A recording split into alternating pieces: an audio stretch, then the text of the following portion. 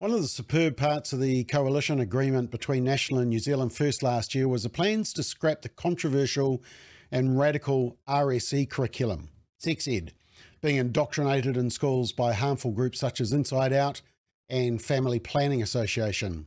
Lots of McBLOG episodes on that, and we've been researching and raising the red flag about this curriculum since 2018, and last year I was travelling around the country informing parents about the radical curriculum, listening to your concerns and empowering parents to push back, and it's paid off. But the media are mad, and they've already started campaigning against it. Let's check it out.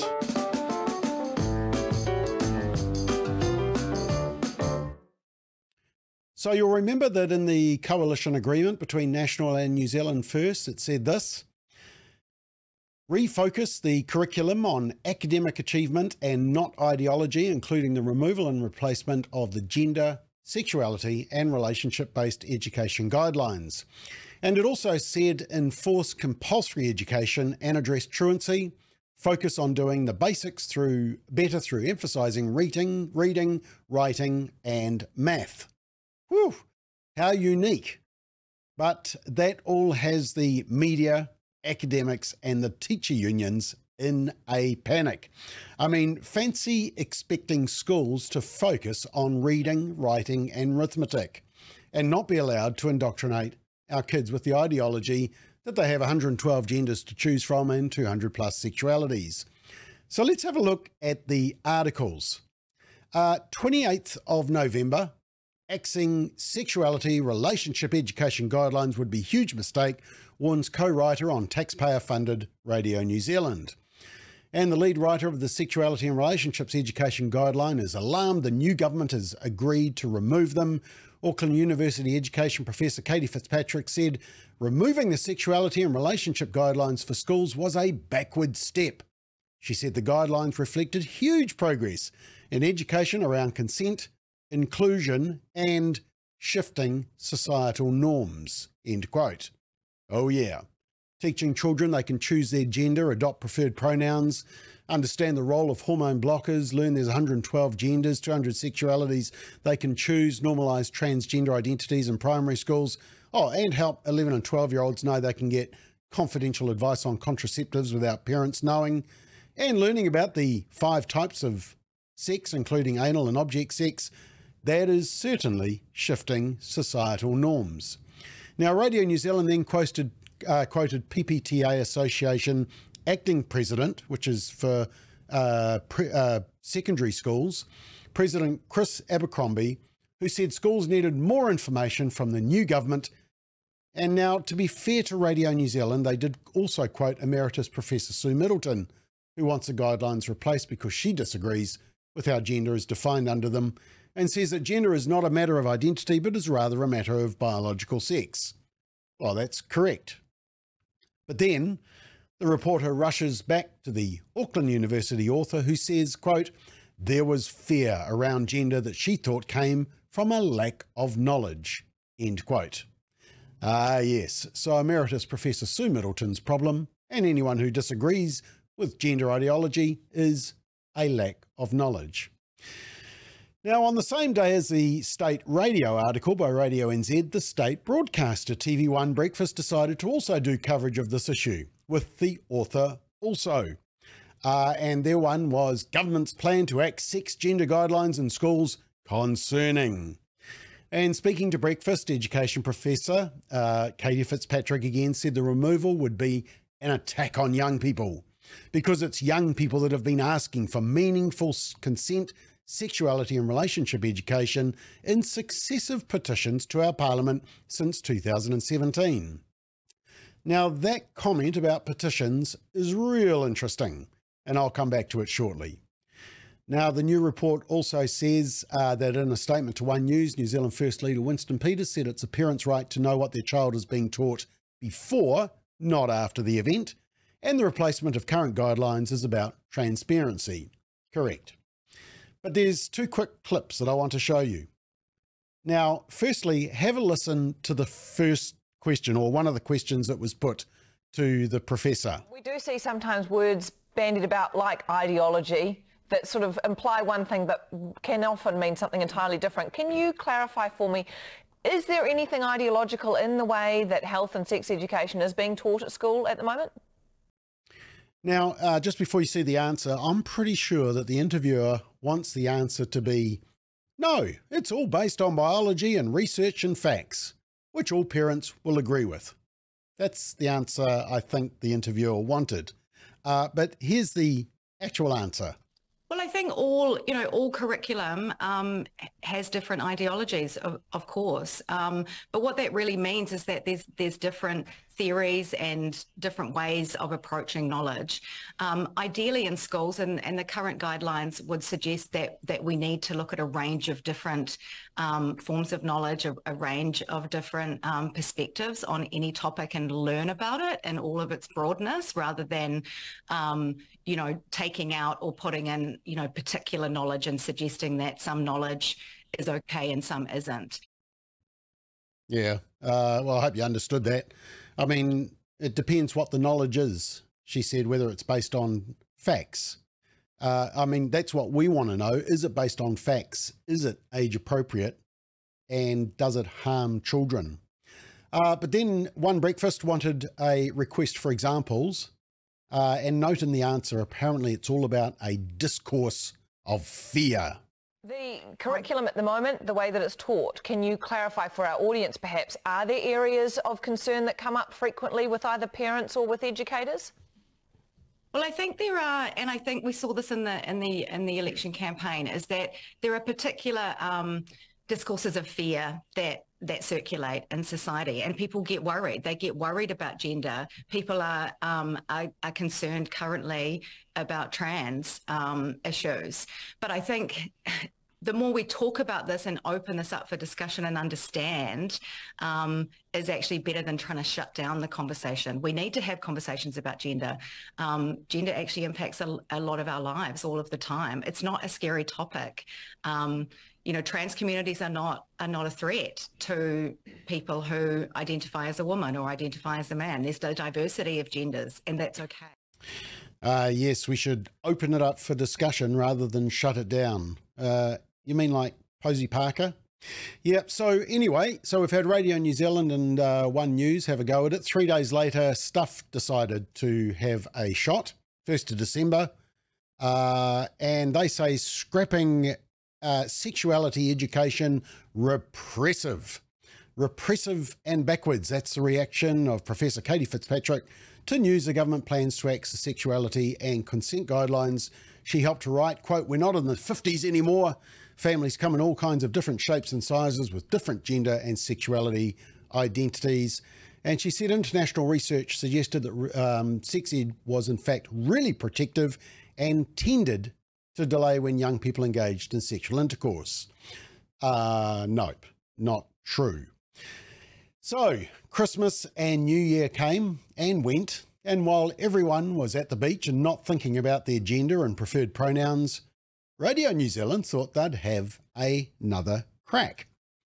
And so January 10th, government accused of conspiracy thinking and changes to sex ed. And the union representing primary school teachers says there still has not been any consultation or guidance from the government over planned changes to the sex education curriculum a few weeks out from the school year starting. Yes, that's all your children's teachers are concerned about in the middle of January, apparently, according to their union. How are they going to be able to indoctrinate your children with radical sexuality and gender ideology? Although actually most teachers are thinking about way more important things to teach children. But NZEI President Mark Potter, that's the Union for Primary Teachers, believed the change was coming from some areas of the community who were putting pressure on schools and the ministry. Quote, "A lot of it is very conspiracy-based thinking and lots of claims about what schools are supposed to be doing that they just aren't. Some very untrue statements being made about what children are being taught. So we are wondering, who are they pandering to with this kind of move?" End quote. Well, I would challenge Mr. Potter to look at all the info we've put out on this subject and tell us if there are any untrue statements. I don't expect to hear from him because there aren't any. We have been very careful to base our concerns around actual and verifiable incidents and the written curriculum. Now, just a reminder, this is what Christopher Luxon said in the election campaign. Talk sex education now, because sex education isn't just about sex anymore. Kids at our primary schools talk about sex, sexuality and gender. Christopher Luxon, is it a teacher's job to do that? It's both a teacher and a parental responsibility. Primarily it should be done by the parents in the home, as teaching the basics should be done by the teachers. But equally we expect parents to do reading, writing and maths as well, and we should expect our teachers to do sex education as they have done for many years. So you're happy with gender and everything being taught to our kids in primary school? Well, what has happened is that in fairness... Are you happy with it? Well, no, I'm not, because essentially what's happened... Let me explain what's happened, because it is important. So what are you going to change? Is that the government's had a curriculum around sex education and sexuality education, and it's actually got a new one, and it's issued guidelines to schools, and they have been variably implemented up and down the country. What I want is a really defined curriculum that's age appropriate, that experts have had a good look at, that parents are consulted, and then parents still have choice if they don't want to participate. This is a really long answer. Okay, so that's pretty fair, but according to Labour's education spokesperson, Jan Tinetti, who, by the way, was the minister at the time who drove through the birth certificates bill, which now says you can determine the sex on your birth certificate, regardless of your biological sex. She's quoted as saying that the government's reasoning was, quote, dangerously close to cultural war rhetoric.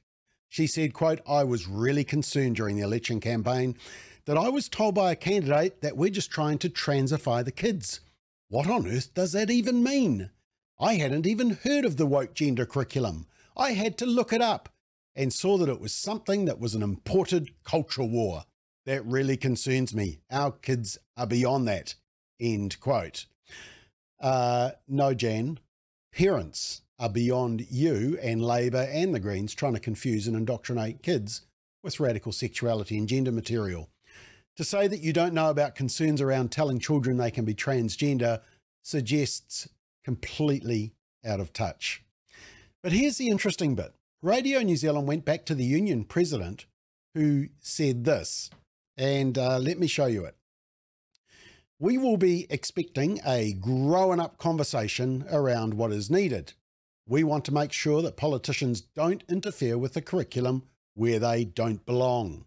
And what we'll be looking to see is that they'll be supporting professionals and developing an inclusive education system for all children. Grown-up conversations. Politicians should butt out. Well, they were fine with politicians when they were introducing this radical syllabus, but now that the politicians want to fix it and the union doesn't agree, politicians should butt out where they don't belong. Okay, got that. Interesting. It should be left up to, professionals. Now note who's missing in all of this. You. Parents. Move over parents. Professionals know way more than you, apparently, except they don't. Your children are not their children. Remind them of that. And finally, just 2 weeks ago, the media must have thought nobody's listening to us. So another article, another shot from Stuff. And January 26th, sex education changes, scary, frightening and dangerous, union leader says. And the article says an education union leader has described the new government's plans to remove gender ideology from the sex education curriculum as scary, frightening and dangerous. Yep, it's Mark Potter, the president of the NZEIA, again, the Union for Primary Teachers. We've actually got some great words going here, haven't we? I mean, we've got huge mistake, concerning, repressive, conspiracy. Now we've got scary, frightening and dangerous. But the union head for the primary schools says this. Let me show you what he said. He said there was concern a small number of ultra-conservative people believe pupils were being taught things that were not age appropriate. But this was not the case. In some cases, teachers had unfairly received criticism from parents who had false ideas about what was being taught. They've had people coming in, often being very confrontational and demanding schools stop doing things that the schools are not doing. There have been claims that 5 or 6-year-olds are being taught sexual knowledge things around active sex. Now, that's just not happening at all. Schools do not do that, apparently. Well, nope, we've never claimed that either. Around 9 years old, it may start, but we do know that the Ministry of Education has recommended that primary schools normalise transgender identities, gender ideology introduced as early as age 7. Teachers are encouraged by the Ministry of Education to keep a child's gender identity issues secret from his or her parents by allowing the child to adopt a new persona while at school, including preferred pronouns. And these are some of the words in the glossary of terms that are expected to be used in primary schools. Do you want your kids to know all those words? Dear Mr. Potter, it's everyday mums and dads who are concerned about this stuff, and you should be listening to their concerns. Now, just one last thing. Remember in the TVNZ breakfast clip that the academic said, quote, it's young people that have been asking for meaningful consent, sexuality and relationship education in successive petitions to our Parliament since 2017. I decided to do a fact check on that statement, and what I found out will amuse you and confirm how the media are pushing a one-sided narrative. So here's the petitions I found since 2017 on this issue. Firstly, a petition calling for better, more consistent sex education in secondary schools was handed to Parliament in 2017. Just over 5,000 people had signed a petition started by a 17-year-old high school student. Now, it wanted Mates and Dates to be introduced into all high schools. Yeah, Mates and Dates. The program we exposed and which was recently dropped because it was extreme and age inappropriate and pushed gender theory.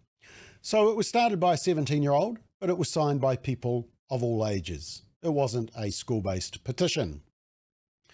And then there was this one in 2019. It's been signed by 8,675. And this lumped together sexual violence support services, which most people support having funding, with gender indoctrination, not just in schools, but also early childhood education, 2 to 4-year-olds. But this one wasn't created by students, but by left-wing site Action Station. Then there was this also more recent one, which has 4,000 signatures, although it talks about compulsory consent education, but it's basically about wanting the radical RSE curriculum. And you'll notice it says to start at year 1. Yeah, 5-year-olds. But this petition was started by a 24-year-old Auckland woman, so not a student. And then there was this one from the year before, and it was started by a girl in year 13. Now, there's also this recent one here. Stop New Zealand Government from removing gender and sexuality education, which has a stunning 286 signatures on it. And this one from late last year, that the national curriculum includes equitable and inclusive teaching of sex education in Aotearoa, New Zealand, including the experiences of the queer, disabled, tangata whenua and refugee communities. And that has an earth-shattering 222 signatures. I mean, how can the government ignore that one? And then there was this one. This is a really big one. Stop the removal of gender, sexuality and relationship-based education in Aotearoa with 428 signatures. So at the very best, you could say, yes, there's been some petitions wanting sex education. A couple of them were started by students, a couple. But that doesn't mean all the signatories are students. In fact, you won't even be able to argue that all the signatories even live in New Zealand. And many people have signed all the petitions. In fact, that's very likely given that many of the petitions were hosted on the left-wing activist Action Station website, who are actually just harvesting emails for pushing left-wing viewpoints. Keep that in mind when you get sent a petition hosted on Action Station. If you don't believe me, here is a letter. Hold on, let me just get the right one. Here is a letter that was sent out just before the election encouraging people. It was sent out by Action Station, encouraging people to effectively vote against right-wing parties and vote for left-wing parties, especially the Green Party. But let's be generous. Let's say, okay, up to 8,500 people agree with the academic about retaining RSE as it stands and in fact beefing it up. But that 8,500 is not purely students' signatures. Nobody can honestly say that. Have there been any other petitions? Let me think. Oh, wait. There was one. This one. 30,000 signed petition to stop New Zealand schools teaching gender diversity. Why didn't our academic mention this one? You'll also note in this article that NewsHub accompanies the story with a puff piece for LGBTQIABC++ hashtag. In fact, the petition was eventually submitted to Parliament with, check that, 40,668 signatures. That's more signatures than all the other ones I've mentioned combined. But the media never mentions this one. Classic, eh? Now, just finally, here's another question for you. What does the general public think about all of this? Well, there have been surveys, which the media will never tell you. They simply push one message, affirm, affirm, affirm. Gender ideology cannot be questioned. Now, we recently did some polling through a reputable market research company to find out what Kiwis actually think. Poll of 1,000 New Zealanders through Courier Market Research. So we paid for it, but it was done independently. And this is what they found. The respondents were asked a number of questions around gender ideology and the RSE program being taught in primary, intermediate and secondary schools, which we've been warning people about. And we sent this data to all media outlets in New Zealand. Crickets. But here's the result. Only 1 in 10% think primary age children should be taught that they can choose their gender and that it can be changed through hormone treatment and surgery if they want it to be. 3 out of 4, 76%, say that the program shouldn't be happening. 14% were unsure or refused to respond. Yep, only 1 in 10 support the radical aspects of the RSE curriculum. And lastly, remember the case of the high school math teacher who had his teaching registration cancelled after he refused to use the preferred pronouns and name for a 14-year-old student who was in the process of transitioning from a biological girl to a boy? We asked, should the teacher have lost his teaching license for misgendering a trans student? Only 16% of respondents said yes. 2 in 3 Kiwis, 65%, said the teacher shouldn't lose their license. Further 19% were unsure. It appears the Teaching Council failed to read the room, but the deregistration of the teacher sent a dangerous message that Kiwi teachers, if they're not willing to fully endorse gender ideology and tell a biological lie by pretending that a boy is a girl and a girl is a boy, then they're not fit to be a teacher. Imagine if you're a biology teacher. Your whole degree is apparently a lie. This polling, which the major media in New Zealand seem to have no intention of telling you about because it doesn't fit the narrative, confirms that the majority of New Zealanders are becoming increasingly uncomfortable with the gender ideology curriculum and agenda being rammed down in some schools. This is what New Zealanders really think. This is what New Zealand First wants to get rid of, and which the media is campaigning hard to keep indoctrinating your children with.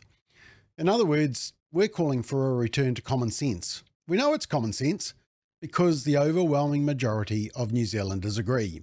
It's only the media, the radical activists and academics, and many politicians that seem to be out of step with families.